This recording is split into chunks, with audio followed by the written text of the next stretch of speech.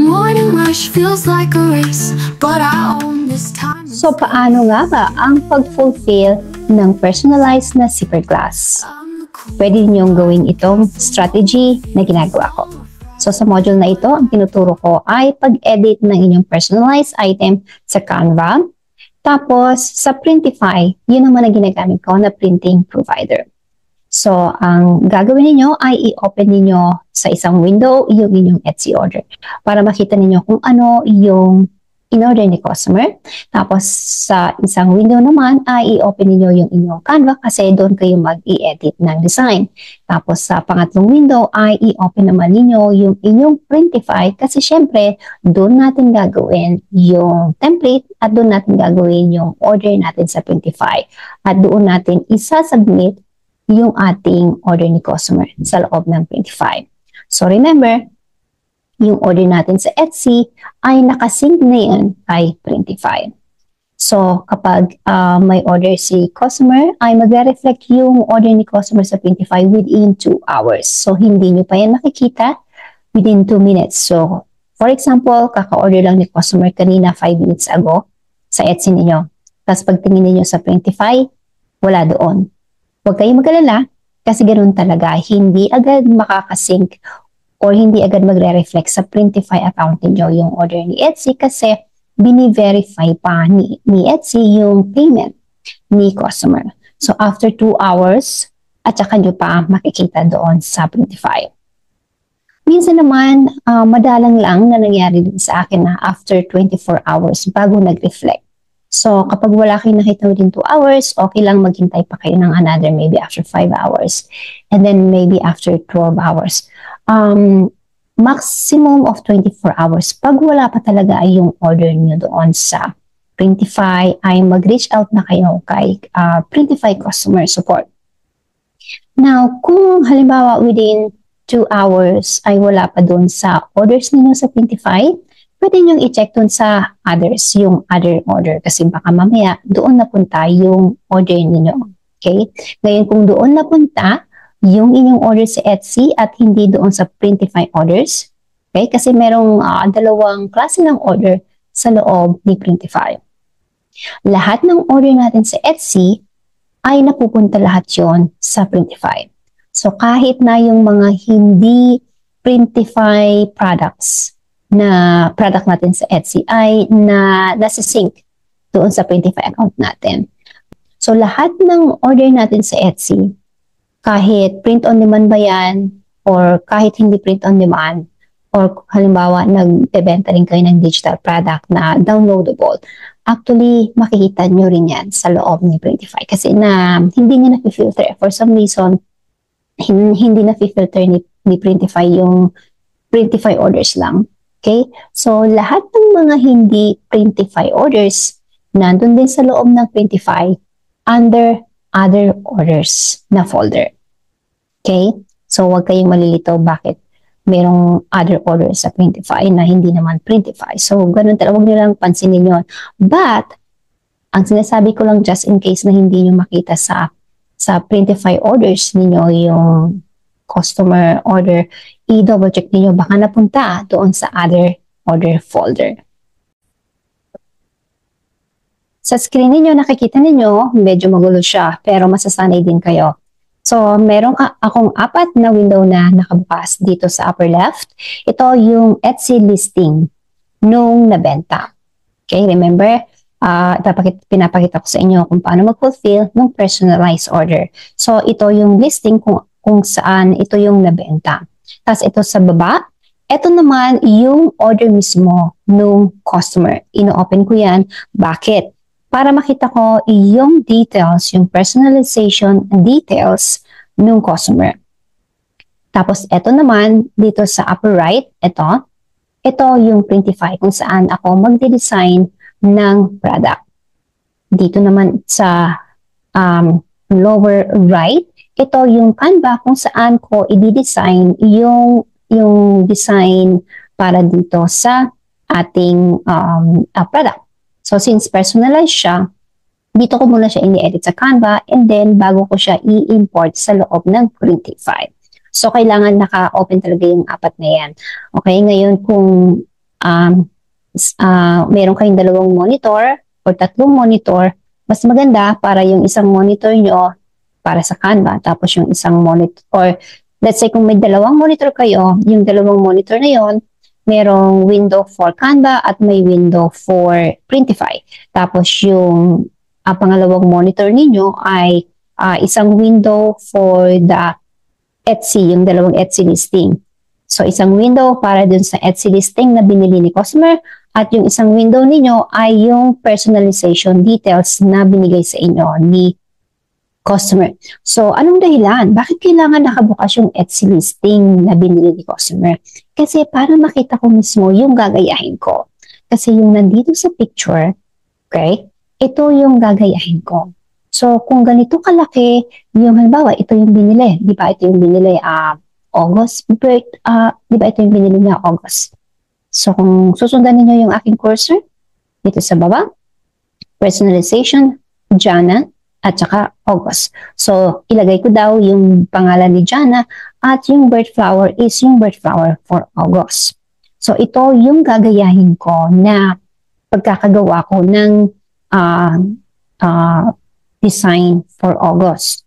Kailangan eksaktong ganito kalaki yung size ng flower at ganyan-ganyan din yung position, at dapat ganito rin yung pagkakasulat, yung font, ganyan, halimbawa ito, para makita natin ng malinaw yung name. Dapat ganyan din yung font, at saka ganyan din yung size ng pangalan. Siyempre, depende kung gaano kahaba yung pangalan ni customer. So, dapat hindi masyadong maliit, hindi masyadong malaki. Kung i-compare ni customer dito. Kasi syempre, kapag natanggap ni customer yung kanyang order sa inyo, kung meron siyang parang question, at least i-refer niya yung original design dito sa listing kung saan niya binili yung product. Ngayon, kung makita niya na medyo bakit parang maliit yung pagkaka-design mo dun sa totoong product na tatanggap niya, kung maliit yung flower, tapos dito nakita niya sa inyong listing, yung picture ay malaki, magko-complain siya. So, hanggat maaari talaga kung ano yung pagkakadesign ninyo at kung ano yung pinost ninyo dito sa Etsy listing, dapat ganito rin yung isisend ninyo kay customer. Okay? Siyempre, magkakaiba lang yung pangalan. Pero at least yung font, dapat pareho. Yung size ng flower, dapat pareho. Okay? So, yun ang dahilan ko kung bakit pag nagde-design ako, naka-open itong Etsy listing. Tapos, syempre, naka-open din yung data para hindi ako magkamali ng spelling. Naka-open dito. Habang ako ay nagde-design dito kay Canva. So, ito pala yung sinasabi ko kanina na dalawang klase ng order sa loob ng Printify. So, kung sundan ninyo yung aking cursor, click order, makikita ninyo dito yung dalawang order, yung Printify orders at yung other orders. So, yung Printify order, ito yung talagang print on demand na order sa Etsy natin. Itong other orders ay yung mga order na hindi naman related sa Printify. Meaning, hindi na-filter kasi ni Printify yung mga POD lang. So, pati yung mga ibang product natin, halimbawa, nagbebenta kayo ng digital product, na hindi nyo naman ini-edit sa Printify, nakukuha din ni Printify dito. So, ignore nyo lang siya. But, just in case yung order nyo dito sa Printify, hindi nyo makita dito sa baba after 2 hours at hindi nyo pa makita, i-double check niyo kasi baka minsan nagkaroon ng glitch si Etsy or baka nagkaroon ng glitch si Printify, baka napunta dito sa other orders. So, double check lang natin palagi. So, ayan, chinek ko na. Nandito na nakasync na yung order natin. Itong order natin para kay Jana ay nandito nakasync na. Tapos ito, pag i-hover natin yung ating cursor, dito lalabas yung salitang submit order kung pwede na natin siyang i-submit. Tapos, naka-on hold siya kapag hindi pa natin ready na i-submit or hindi pa tayo nakakapag-design. Ngayon, hindi ito yung ating isasubmit kay Printify. Okay? ito lang yung parang pinaka-placeholder natin. Ibig sabihin, ito yung parang alam ko na galing ito kay Etsy, ito yung nakasync, pero hindi ito yung isasubmit natin. Ang gagawin natin ay gagawa tayo ng panibagong listing sa loob hindi listing. Gagawa tayo ng panibagong draft sa loob ni Printify na ang design ay yung information or personalization details na binigay ni customer.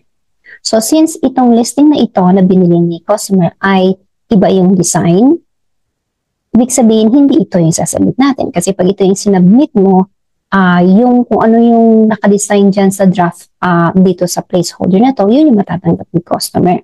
Okay? So kailangan baguhin muna natin siya, i-personalize natin siya bago natin isubmit. But we have to make a new listing dito.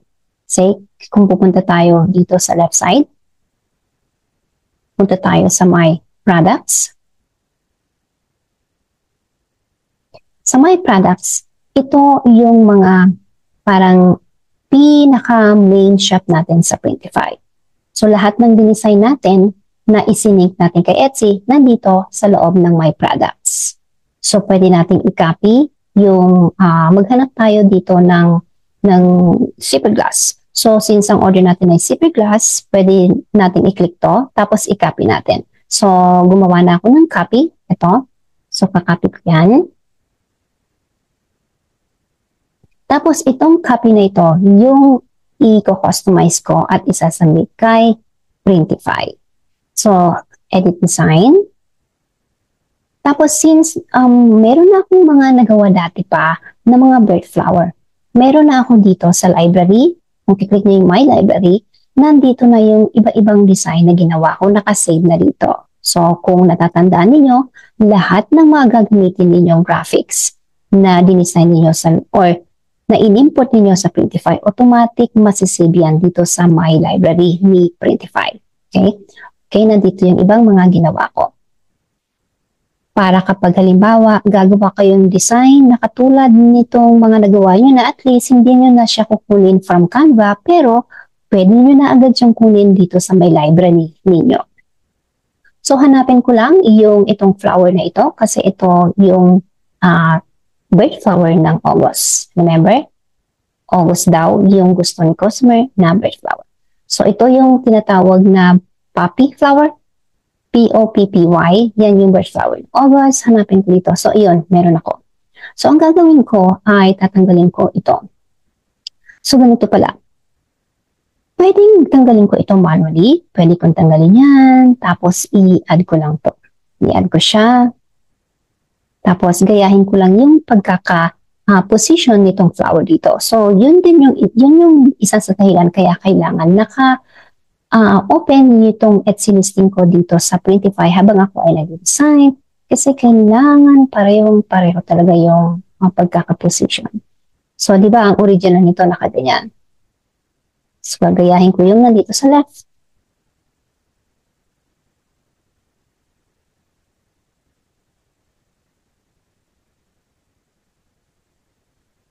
Tapos, itong pangalan na ito ay babaguhin ko ang pangalan niya is Jana. Okay, so since itong font, hindi ko siya ginawa sa Printify. Kasi sa loob ng Printify, pwede ka rin mag-add ng text ito. So since wala dito sa font ni Printify, yung ginamit kong font dito, at nandito siya kay Canva, kaya nakabukas itong aking Canva. Kasi kukunin ko, or gagawin ko dito sa Canva, yung name ni Jana. Okay? Now, bago ako magpunta dito sa Canva para gumawaan ng pangalang Jana, gusto kong i-share sa inyo na bukod sa manually na pwede niyong palitan yung flower, ay pwede kayong mag-save ng template.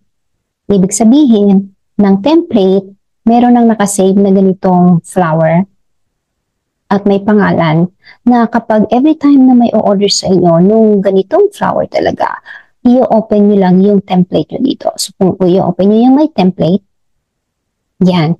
Meron na ako ditong nakasave na ganito. Yung meron ganito para yung position niya, ganun-ganon din. Okay? So, let's say wala ito. Wala yan. Okay? i-open nyo. So, let's say,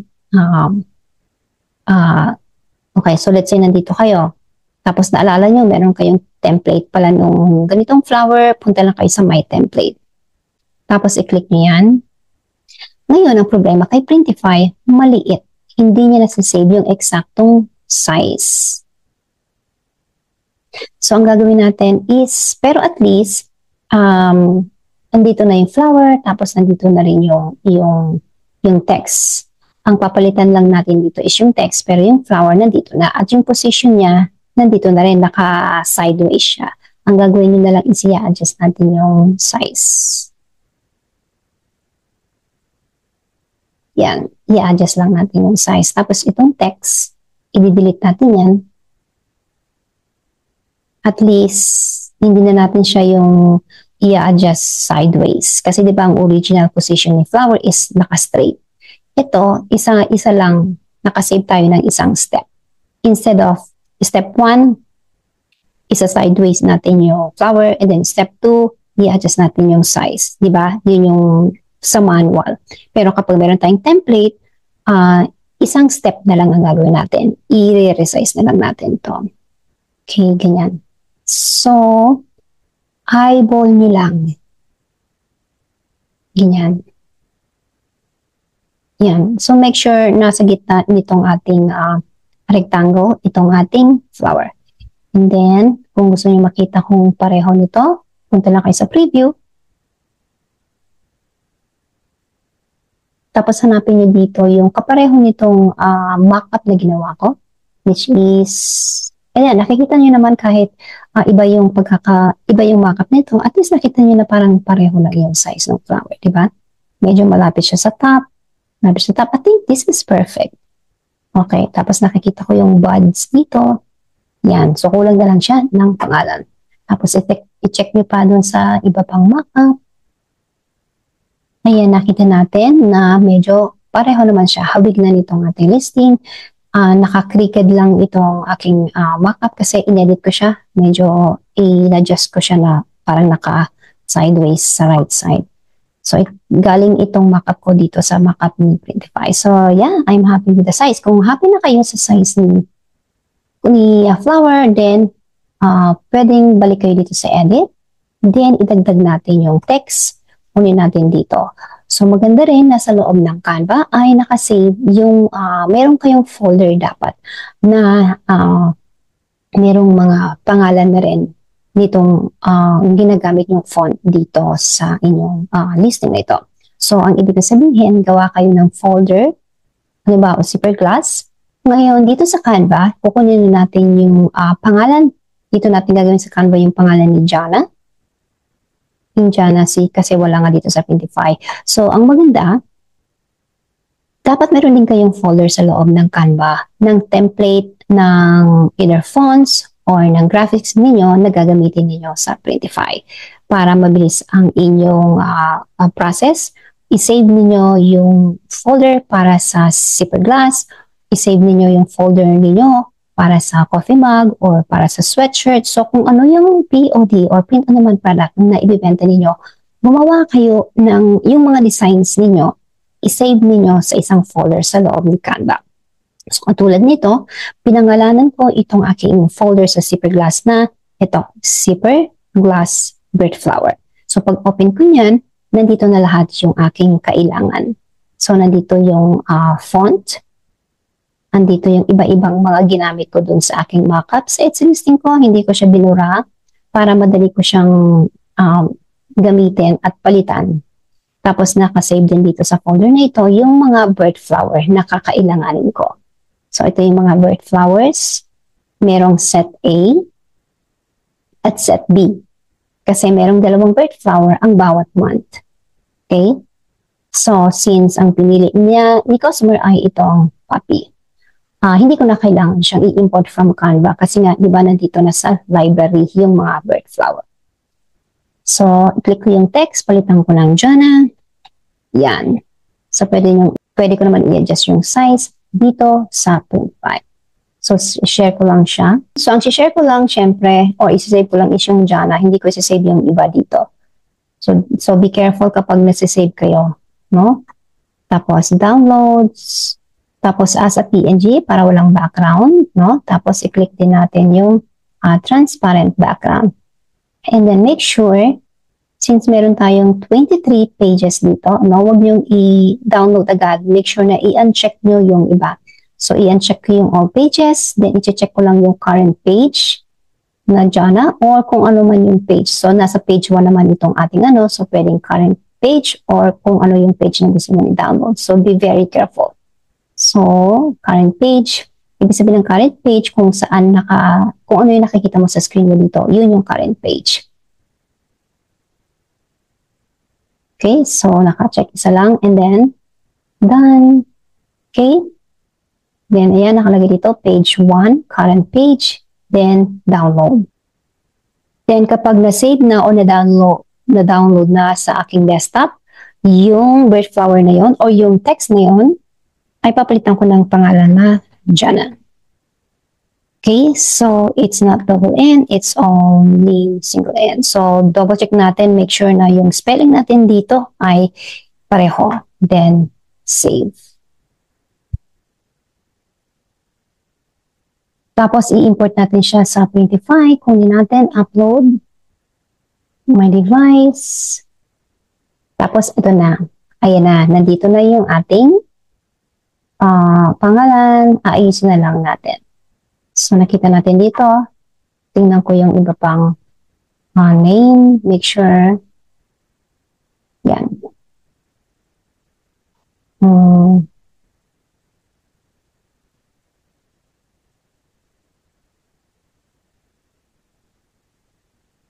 So, nasa sa inyo na, i-eyeball nyo lang. Make sure na malapit na malapit. At least, hindi naman siguro talagang meticuloso yung customer na kailangan parehong-pareho ng size ng ano. Kasi depende kung ilang letters yung nandun sa kanyang pangalan. Yan. So, sa design ko, hindi natatouch ng text or ng name yung flower. So, dapat dito, hindi rin nakadikit na ganyan. Okay, tapos i-preview ko. Then, i-check ko yung preview, Printify. Yan. Tingnan natin. Okay, so nakikita ko dito sa left side, parang nakikita konti yung flower, tapos konting to the left pa yung name. Parang pwede na yan, pero medyo i-adjust ko konti yung name. Dito. Tapos yung flower, just ko dyan. Lakihin ko konti. Yan, then preview ko ulit. So, yan yung isang mock-up. Tingnan ko yung name. So, yan. Inusog ko lang siya konti sa left side. Dito. Okay? Now, itong pagkakagawa ko ng text, paliitin ko konti.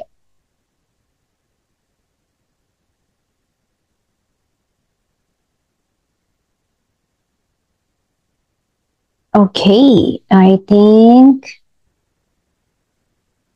okay, parang cricket yung dyan ako.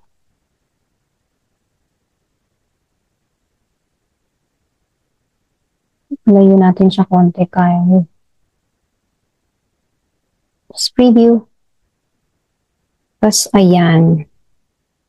Ayan. So, edit ulit. Back and forth talaga, no?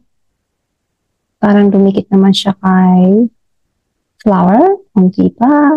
Yan, tapos preview ulit. So, medyo time-consuming lang talaga ang pag-fulfill ng personalized order. Gusto kong sabihin sa inyo na kapag magsasubmit kayo kay Printify, i-make sure na i-click niyo yung RGB. Itong CMYK ay para sa inyo at para sa mock-up ninyo kay customer. Okay, so I think I'm happy with this one, Jana, at saka yung medyo as in at least 98% na pareho naman siya, no? So parang medyo malaki yung font ko dito, which I think it's okay lang. Okay, then i-save natin to, download natin, at ipakita natin kay customer. Pero ang ida-download ko ay hindi ito. Pwedeng ito, download ko isa siya. Download ko sa aking desktop. Left. Tapos mag-download pa ako ng isa, ito. So itong na-download ko dito ay para masave sa desktop ninyo at ito yung pictures or mockups na isi-send ninyo at ipapakita ninyo kay customer para makita niya. Download natin. Double check ko lang dito, make sure na okay, pwede na to. Okay. Download ko yan. Save, tapos isa pa. So, depende sa inyo kung ilang pictures ang gusto nyo i-send kay customer.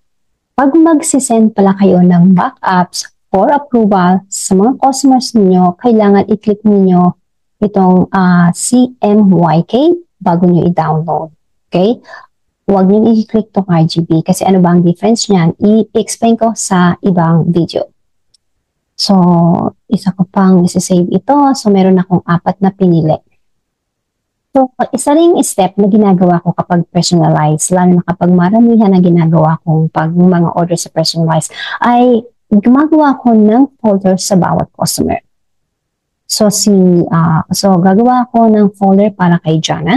So, lahat ng mga details or mockups ay isi-save ko sa folder ni Jana para kapag magbubukas ako ng folder ng mga pictures ay nandito na lahat sa folder na ito. Madali ko siyang hanapin instead of parang cluttery siya or makalat siya sa desktop ko.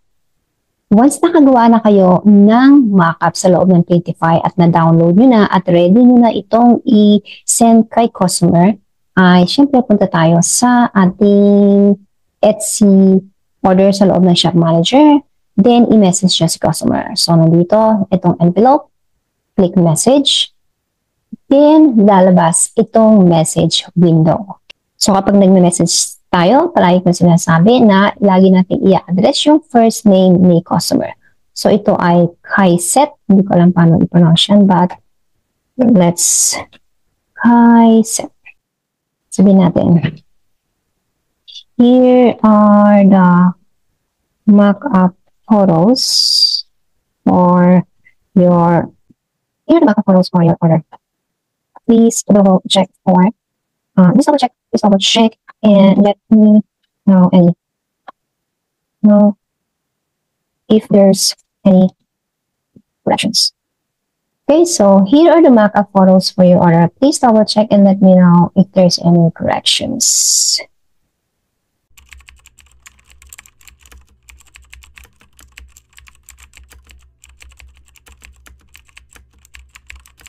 Thank you and hope to hear from you ASAP or as soon as possible. And then, smiley face. Then, syempre, i-add natin yung photo. Attach image. Hanapin natin. So, ilagay ko ito lahat. So, ito yung attachment. So, attach image. So, dalawa na yung ating photo.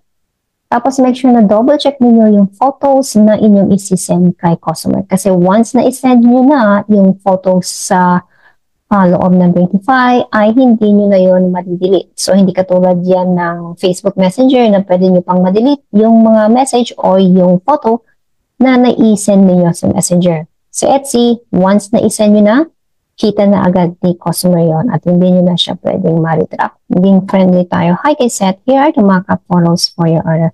Please double check and let me know if there's any correction. I need your approval before sending this to printing.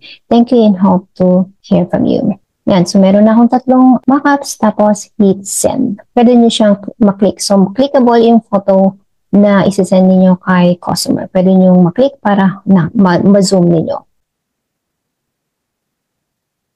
Okay, so maghihintay lang ako ng response ni customer. Ngayon, ang problema ng iba, paano kung ang tagal nga bago mag-response si customer? Mga siguro 4 or 5 days, wala pang response si customer. Actually, nasa inyo na kung gusto nyo i-cancel yung order kapag hindi pa sumasagot si customer, or nasa sa inyo na kung gusto nyo i-submit. In my experience, palagi naman akong tama.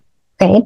So, kaya nga doon papasok yung kailangan double, triple check nyo yung information na nilagay ninyo from the personalization details na binigay sa inyo ni customer at yung design ninyo. Maybe low percentage naman na magkamali yung customer sa details na binigay nila sa inyo, pwedeng isubmit nyo na kay customer. So, kung ako, sa aking decision, kung halimbawa hindi pa mag-respond si customer ng maximum sa akin ng 3 days, hindi pa siya nag-respond. So, dapat magbigay kayo ng 3 reminder kay customer na kailangan muna ng approval bago ninyo i-ship. Ngayon, huwag kayong mag-submit kung hindi kayo talaga sigurado. For me, minsan, lalo na kapag Pasko, hindi ko na hinihintay hanggang sa pang-4 na araw na magsumagot pa si customer. I take the chance. Kapag pangatlong araw, wala pang response si customer, ay sinasubmit ko na yung design na yun sa Printify.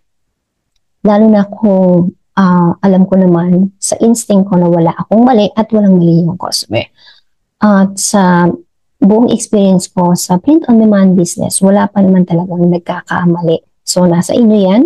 Kung gusto nyo i-cancel kapag wala pang sagot si customer, kung wala pa siyang approval within 3 days. So, ang message ko sa kanya, sa customer, pag hindi pa nag-respond is, I'm sorry, unfortunately, I cannot submit your order to my printing provider because I haven't received any approval from you.